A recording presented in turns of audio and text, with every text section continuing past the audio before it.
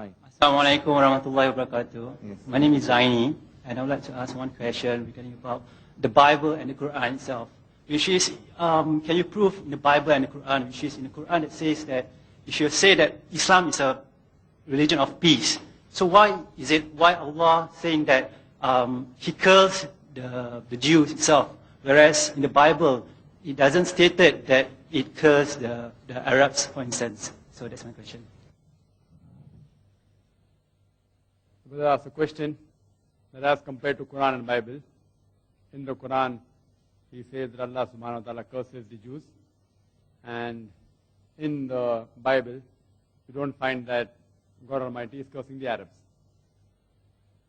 Brother, if you analyze and read the Quran, that suppose anyone makes a mistake, it's the duty of the teacher to correct that person, and if he's at fault, that person requires a scolding.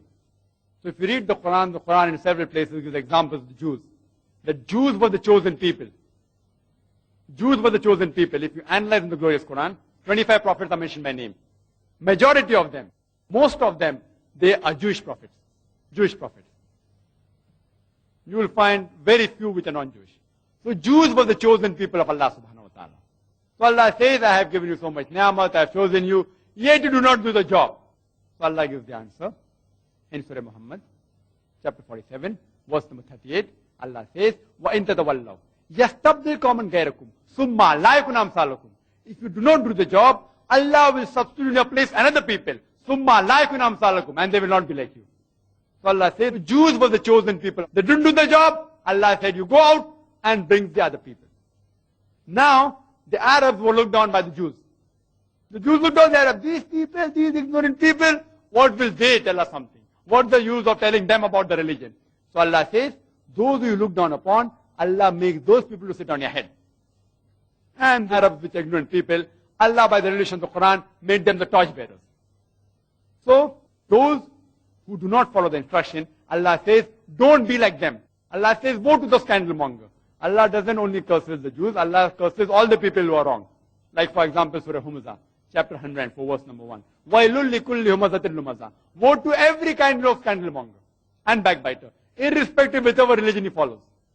Even if he's so-called Muslim, if he backbites, Allah says, woe to them, curse them.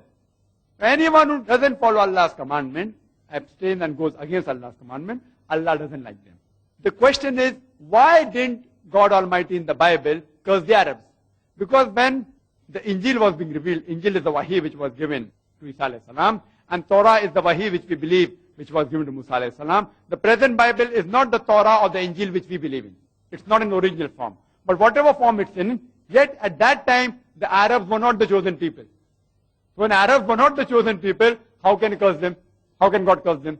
For example, I'm a teacher, and I've taught 100 people, of people living in Bombay, and suppose, if you don't know subject well, how can I come and curse the Singaporeans? You are not those people who are attending my class.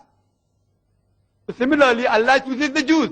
So when He has chosen the Jews at that time, the Arabs were not the chosen people. So the question of Allah subhanahu wa ta'ala cursing them doesn't arise. But otherwise in the Bible, Allah curses many other people who have done wrong. Hope that answers the question.